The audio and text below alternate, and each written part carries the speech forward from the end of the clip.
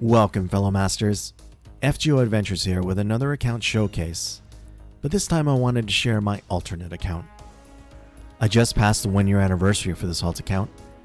In fact, it's been a week since the official 1-year date. As you can see here, I acquired MASH on August 15th of last year. For some context, I created this account to leisurely re-experience the story, while my main account was recharging AP. I found that event farming nodes would quickly drain AP, and I wanted to keep playing. So going through the story again on this account could effectively extend my playing time on a daily basis. FGO junkie that I am. Now this account uses mainly free-to-play quartz, with the only exceptions being the GSSRs. So in 1 year, I was able to acquire 16 SSRs, 2 of which are from GSSR banners, plus 36 SRs, not including MASH. Considerably fewer than my main account, but I think it's pretty good all things considered. So please join me as I go through this account's summoning adventures, though this time I thought it would be nice to do it chronologically.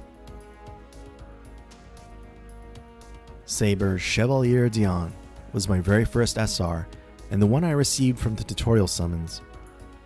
Admittedly, I had considered re-rolling, but decided to just go with it since this would give me a chance to get to know Dion better as a servant.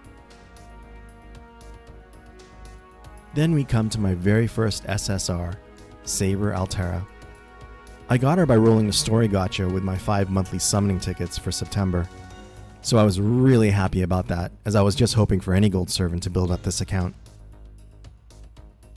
And now we come to Saber Diarmuid, who I got when he was first released during the Fate Zero event rerun. I have him at MP3 because my main target for the banner was Waiver. I think at that point I had saved up about 210, maybe 240 SQ, knowing there was an opportunity to roll for Waiver during this event. In the end, I didn't get Waiver here, but an MP3 Diarmuid did end up serving me well up to this point. Astolfo was a spook on my Waiver rolls, and he has been an awesome farming servant to have with his 50% battery. Really happy about having him, and he has subsequently spooked me 2 more times, which I think the latest one was during my Nero Bride rolls for this account. Ibaraki was also a spook on my Waiver rolls, although on a different day. I think I'd scraped up another 30 SQ and tried for another multi for Waiver, but ended up with Banana Oni instead. Couldn't complain at the time since this account could use any and all gold servants, and she's been useful to have. Iris Veal was the welfare servant from the Fate Zero rerun event. I was fortunate in the timing of the event since Irie was my very first welfare servant, and her being a support caster with a healing niche definitely came in handy for my young account. Now Beowulf was a spook that came when I rolled a couple of multis on the Halloween 3 rerun. My original target was SSR Osaka Behime, or even SR Elizabeth, since I also wanted an AoE Lancer, but didn't get either unfortunately. Beowulf later became my go-to single target Berserker given his damage output advantage compared to Ibaraki. This account's second welfare servant, Alter Ego Mecha Eli-chan Mark II. One of the most useful servants on this account since I lacked a hard-hitting single target Rider, Caster, and Assassin. And by virtue of being MP5, Mark II is typically better suited to dealing with cavalry class bosses than either Ibaraki or Beowulf. And she remains my go-to single target alter ego to date. Karna was my second SSR in this account, and one of the best spooks I could have gotten. As I mentioned, I was looking to add an AoE Lancer, and the gacha saw fit to grant me one of the strongest. This was actually during the Oniland event banner, where I was just mainly looking for event CEs. Spent maybe 90 Saint Quartz on singles. Getting any of the raid up servants would have been a nice bonus, but getting Karna was by far the best result. And in addition to Karna, I actually ended up with a raid up SR from the Oniland banner. Mochizuki Chiome was a welcome addition to my alts Chaldea since she was my first SR assassin. And fortunately, I was able to get 2 copies of her with the 90 SQ I spent, so there were some really nice rolls all things considered.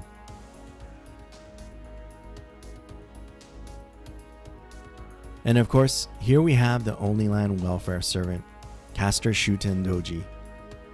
So when I found out about the Lost Bell 2 clear requirement for this event, I decided I couldn't pass up Caster Shuten for this account.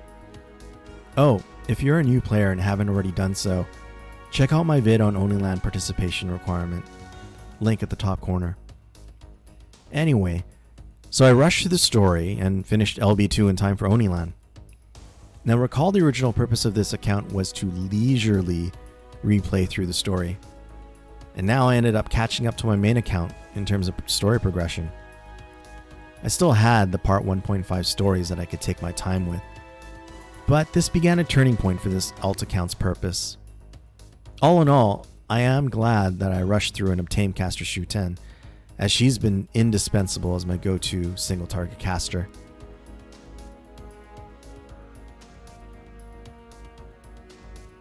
And here we have Saber Altoria Alter. She was my pick for the free SR ticket we got last November. I mentioned in my main account showcase video that I like Saber faces in general, and Artoria is probably my favorite character, with her Alter version ranking quite high as well. So Salter became the catalyst for a new purpose of this alt account, to grail waifus that I'm unable to grail my main account due to grail quantity limits. So Salter became this account's first grailed servant to level 100, and subsequently my main AoE Saber. Caster Nitocris was a very welcome spook when I was rolling on the Christmas 3 rerun banner. She is a phenomenal wave clearer for farming, so I was really happy she appeared, even though I was targeting Ereshkigal. Nitocris has since spooked another time. I think it was during the MHXX rolls in the Summer 3 rerun, but I can't quite recall. But having her at MP2 definitely helps with her damage output. Happy about that. I also managed to get Lancer Medusa on the Christmas 3 rerun, as she was one of the SRs on Raid Up. I was happy about getting her as she was my very first gold single target Lancer for this account. Unfortunately, Medusa Lily and Nitocris were the only ones that came home on my Ereshkigal rolls. Sadly, no blonde Rin face for my alt account, after spending about 150 SQ. Then we have my fourth welfare servant for this account, Santa Altera. Very glad to have her, as she is quite a potent single target archer, being a free MP5, and has pretty decent team utility with her first and second skills. Atalante was my spook consolation prize when I was rolling for Ishtar during the rotating Thanksgiving banner last November. Unfortunately, after spending all of my SQ that I had at that point, which I think was about 250, maybe 300, no Ishtar showed up. But as I said, Atalante was a consolation prize, and a really nice one at that. I wanted an AoE archer. I ended up with one, even if it wasn't the one I was hoping for. Carmilla was the only other spook during my Ishtar rolls. She was one of my first servants on my main account, so I was familiar with her strengths and felt she was a good addition to this account. She has an anti-female niche that is widely applicable, and her MP generation is deceptively good. Even though I have MP2 Chiome, Carmilla will hit harder when up against female riders, even at MP1. My fifth welfare servant, Samba Santa Quetzalcoatl. She was acquired during the Christmas 4 event last December, which sadly has not had a rerun on JP for some reason, so that may have been the only chance to obtain Ruler Ketz. If that's the case, then I'm really grateful to have her, as she is a good offensive AoE ruler, which I didn't have up to that point. And speaking about Quetzalcoatl, her SSR rider version was on Raid Up during that event. I forgot how many quartz I had scrounged up by that point. It couldn't have been very much, maybe 60 to 90 SQ. But I rolled hoping, and was rewarded my first SSR rider. It was a little bittersweet, as I also rolled on my main account but failed to get her within the budget I had set. Loved her in the Babylonia anime, and I'm really glad I have her on this account. She is a waifu candidate for grailing, but I'm still undecided. Along with Rider Ketz, Ruler Martha, who was also on Raid Up during the Christmas 4 event, graced me with her presence. Now with her addition, I had an offensive single target ruler covered, so I was really happy about that. Plus, swimsuit summer waifu for the win. Then, we come to my first SSR alter ego, Okita Soji Alter. She was my New Year's GSSR summon, and she was a huge win for me. Not only is Okita a saber face, but being an AoE alter ego, she also covered a lot of gaps I had in my roster. Despite the criticism she gets for her damage output, I found she worked well enough for me when properly supported. She is definitely going to be grailed here. And here is another waifu grail candidate, Caster Nero. She was on rate up during the New Year's rotating banner, but I wasn't actually planning to roll for her. At this point, I was trying to save up as much SQ as possible for the case file event in April. But since Nero is one of my favorite characters, along with the potential to add a strong AoE caster to my roster, I decided I could spare my summon tickets. I had 24 of them, and luckily, Caster Nero came home. Speaking about luck, on those same ticket rolls for Caster Nero, SSR Assassin Osaka Behemoth spooked. I had already summoned Caster Nero and just decided to spend the remaining tickets I had and see what I could get. Well, I'm really glad my greed paid off, as she's a really good support unit. Archer Chloe. Arguably one of the best welfare servants in the game. I was very happy I didn't miss out on acquiring her during the rerun of the Prisma Codes collab event. Between Chloe and Sansa Altera, I had single target archers pretty well covered for this account. Helena Blavatsky. She was a spook that came during the Valentine's banner, where I was rolling for Tamamo no Mae. Naturally, Helena being a caster and a spook kinda hurt when it happened. But since she was one of my candidates for the SR ticket last November, I quickly realized that at the worst case for these roles, I at least came out with a decent caster support. And she's served me well since. Fortunately, Tamamo did come home during those rolls. I really lucked out since rolling on this banner was fairly whimsical on my part. I was supposed to be saving for waivers banner coming up during the Case Files event, but using the Fate Save calculator, I determined I could spare a few multis. I don't recall the exact amount, but it wasn't more than 120 SQ in total. So now I had one of the current Big Four support casters. Then an idea of the primary purpose of this account came about. One that would depend on getting waiver come April. My 7th welfare servant, OG BB, who I was really excited to get since on top of being a really good offensive support unit, BB would be my hard counter to any Avenger bosses that would come up. Or so I thought. More on that later. SSR Caster Sanzang is a product of my Ishtar rolls during the Babylonia Blu-ray campaign. Her spooking really hurt since I really wanted Ishtar, but it worked out in the end. Haven't had a chance to level her yet because I was saving XP Embers, Mats, etc. for certain other casters I was gunning for. I plan to rectify this with the Ilato event coming up. Ah, Ishtar. Since she snubbed me on the Thanksgiving banner, I had thought it would be quite some time before I would be able to try for her again. Then DW sprung a Babylonia Blu-ray release campaign, complete with a rotating banner that included Ishtar. Man, I was torn. I had around 400 SQ saved for waiver, and here was one of my favorite characters on rate up. Do I do it? And if I do, how much?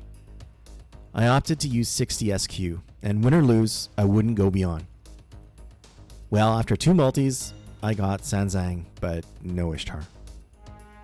So naturally, I went beyond the 60 SQ budget. And the next day, after rolling 4 singles, Ishtar came home, thankfully. Definitely going to be grailing this troublesome goddess. My 8th welfare servant, Rider Sakamoto Ryoma. I wasn't exactly hurting for a single target rider, especially with Ushiwakamaru around, but I'm definitely happy I was able to obtain Ryoma during the Guda Guda 3 rerun. His effectiveness should be vastly improved when Castoria comes around. And then there is the man Waver. He had a rate up for the pre-campaign of the Lord Elmaloy Case Files event. I had around 330 SQ, but actually waited until the last day of his banner to give me as many more SQ as possible. I think I had also hit a 50-day login reward as well. So with about 400 SQ, I rolled once again for one of the best support casters in the game. And fortunately, he came home in 270 SQ. I finally had a 50% charger for my alt account. And with him, I now had 2 of the current Big 4 caster supports.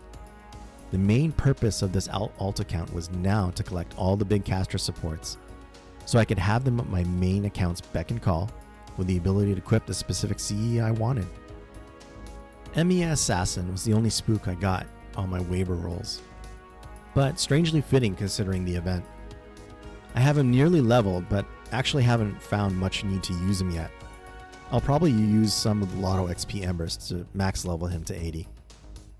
Then we have my 9th welfare servant, Assassin Grey. I absolutely adored her in the El Malloy anime, and in her collab event. So when I found out she was a servant I could get, I knew I would be grailing her on my alt. It also helps that she's a solid MP5 AoE assassin, which I desperately needed. Since obtaining her, Grey has been great at dealing with rider nodes for me. Lakshmi Bai was a spook when I was rolling for Nero Bride. Being a Saberface, she was very welcome, and I will be leveling her at some point. But with all the AoE sabers I have, Lakshmi will have to wait for a bit.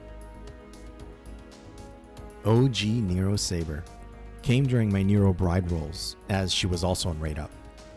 I was initially using my save tickets for these rolls and got 1 copy. Then I got a bit greedy and rolled 30 SQ for my Merlin savings to try for MP2. Fortunately, it paid off.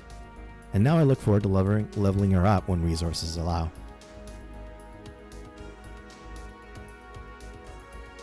So fortunately, I also got my target of the banner, Nero Bride. I really lucked out since I had 26 summon tickets saved, and that was all I could allocate to her banner. Merlin was my next main target, so I was back to saving SQ after Waver's banner. Fortunately, Nero Bride was kind to me and came home on my 17th ticket, just after OG Nero showed up. I was super happy as Umu Bride was someone I really wanted to grail on this account, and her support advantages are also pretty cool too. My 9th welfare servant, Nagao Kagetora, who was just recently acquired in June from the Guda Guda 4 event. Unfortunately for my Medusa Lily, Kagetora being MP5 and quite capable of looping, has become my new go-to single target lancer. Now, if you've seen my 4th anniversary GSSR roll video, then you'll know I got Iskandar there. While he wasn't on my highest tier for once, I was quite happy to have him. However, shortly after I rolled the GSSR on my main, I rolled the GSSR on this account, and ended up with Iskandar. Gotta admit, I was a little salty about this outcome. But there's no denying his hard-hitting MP, even at MP1, so my Astolfo doesn't have to shoulder all the work now. And here is everyone's favorite Sundara Otaku, Summer Jalter. I was so looking forward to getting her as a Summer 3 rerun welfare servant, and not just because she's a saber face, but with her being an MP5 single target berserker, she gives me a much needed universally hard-hitting MP to deal with boss battles. So, remember how I said my welfare OG BB would cover my anti-Avenger needs? Well, that role will be left for Summer BB. Now I rolled on Summer BB's banner with my target being MHXX, and I only wanted 1 copy at that. Just something to give me a little bit of a safety net when dealing with particularly hard berserker bosses. With all the free SQ we got from the 4th anniversary, I decided I could spare a few multis to roll for XX. And somehow I ended up with MP3 BB after 180 SQ. But as you can see, the story doesn't end there. I then waited to try again when XX was on solo raid up among SRs. It was only supposed to be another 60 SQ, but it ballooned into 210 because I got stubborn. End result were 2 more copies of Summer BB, no MHXX. Normally, I'd be super happy about being able to MP5 an SSR in under 400 SQ, but I was so conflicted since not only did I go way over budget and put my Merlin rolls at risk, but I got no MHXX, and this made my main account Summer BB rolls look super expensive. Well, it can't be helped. And the bright side is I have an MP5 SSR on this account. However unintentional it was. Oh, look, here's Penthesilea, an SR spook when rolling for MHXX. Okay, that's enough salt. Penth will definitely come in handy in the next Lost Belt, so I'll use Gilfest to get her leveled for that. You know, looking back on the Summer BB rolls now, I really luck sacked on SSRs.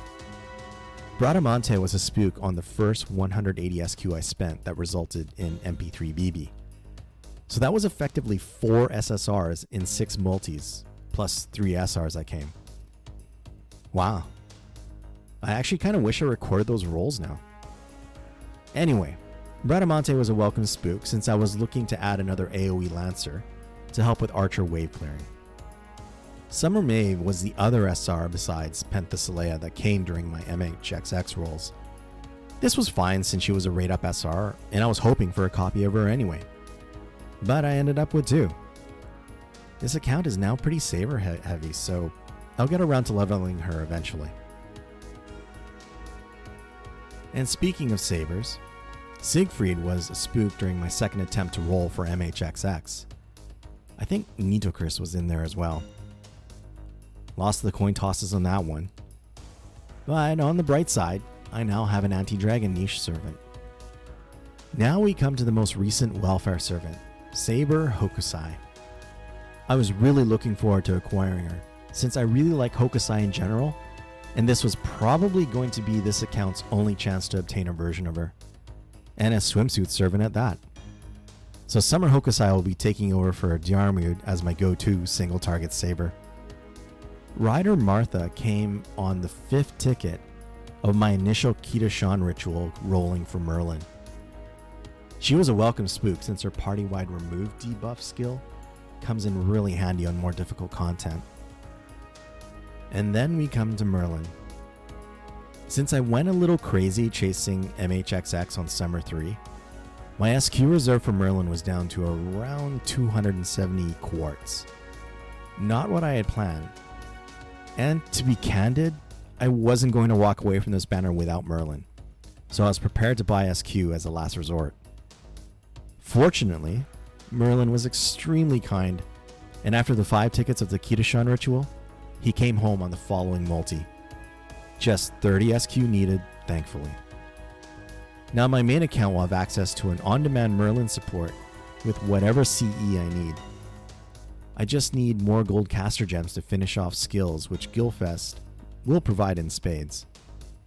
Next big target now moves on to Scotty. But since Merlin came so early, I had a chance to roll for Summer Musashi. So I used the fate save calculator and determined I could afford to spend up to 120 Saint Quartz. Now this was about as much in need as it was about rolling for a waifu. Up to this point, I did not have a gold AoE Berserker. So in the back of my mind, I thought about rolling for Musashi if it was possible. And it turns out it was.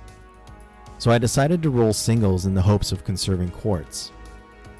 7 singles later, Musashi came home. Talk about lucking out. I was incredibly happy with this result.